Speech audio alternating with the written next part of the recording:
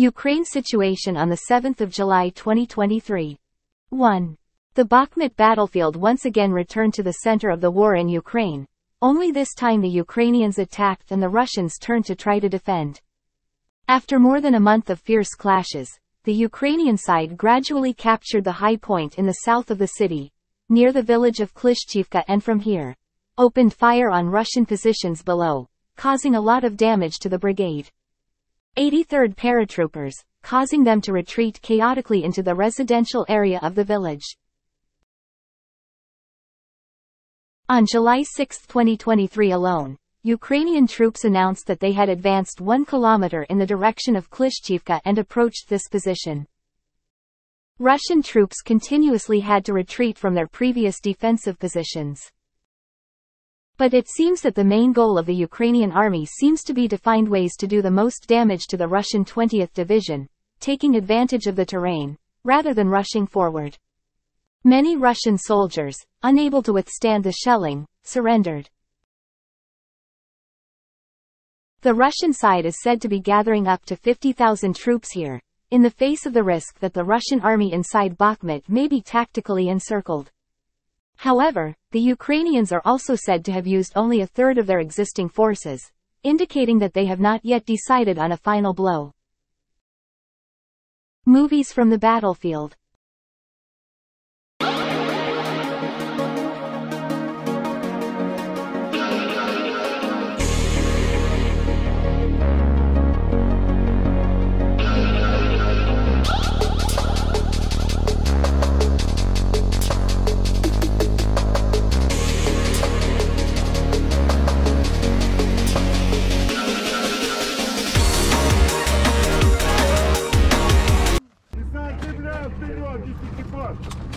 Ukrainian troops capture Russian positions.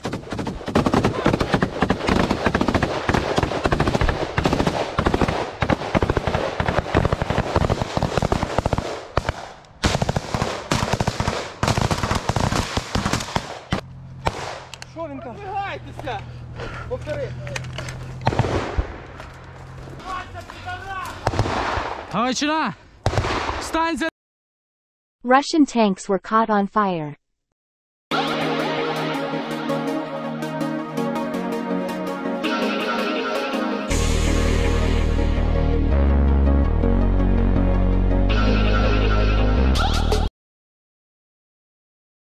Three.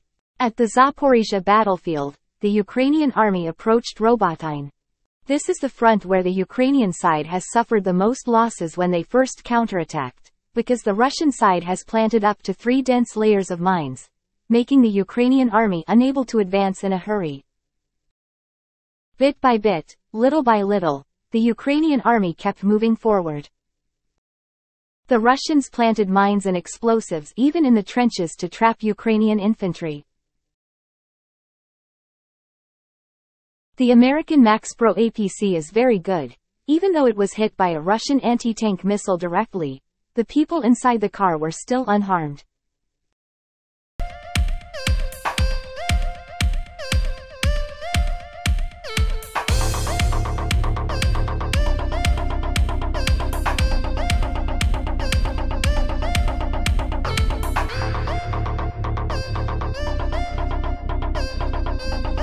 Four.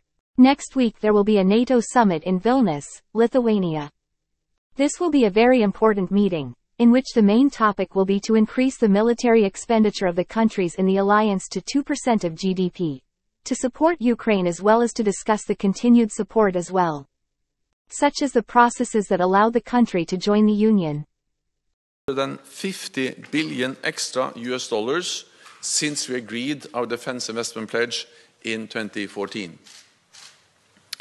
Then only 3 allies spent 2% of GDP on defense. This year, 11 allies reach or exceed the target. And we expect this number will rise substantially next year. Biden will deliver an important speech at the NATO summit in Vilnius, focusing on supporting Ukraine and defending democratic values, says the White House. 5. Ukrainian President Zelensky paid a visit to Slovakia.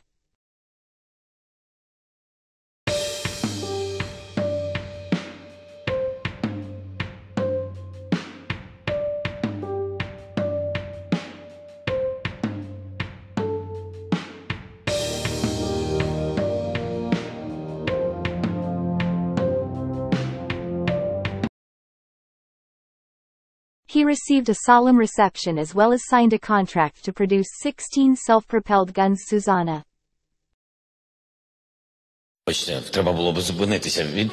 Zelensky gave a speech here, which included the passage, "I really do not understand the argument of the supporters of Russia, in civilized countries. Have any of us seen any Americans who want to live in Russia? Has anyone ever driven a European car and then switched to a Russian car? I have never seen that in my life." Радянського зразку. Я просто такого не бачив жодного разу в житті. Але все одно є частина людей, яка... He then flew to Turkey and met face-to-face with President Erdogan, just before next week's NATO summit.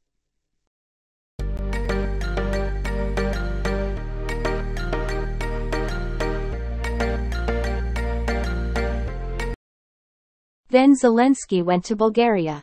Both countries have always had some support for Putin and Russia. As expected, Bulgarian President Radev refused to provide ammunition to the Ukrainian side.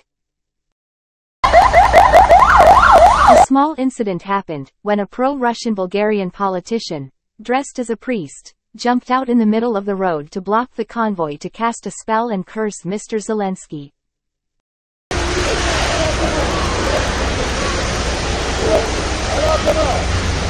Зеленското човече наркоманче върнате мозък току-що. 6. CNN reporter went directly to the barracks area supposed to be for Wagner soldiers in Belarus. A strange thing is that the president of Belarus Lukashenko suddenly announced, "Prigozhin is not in Belarus," as well as, "There is not a single Wagner soldier here." 7. The U.S. government has decided to aid Ukraine with cluster bombs, giving them the ability to destroy more targets in one attack. These are old bombs still in stock, because since 2009, the U.S. has completely stopped producing these bombs. At the same time, evidence has been found that shows Russian troops dropping similar bombs on residential areas in Kharkiv last year.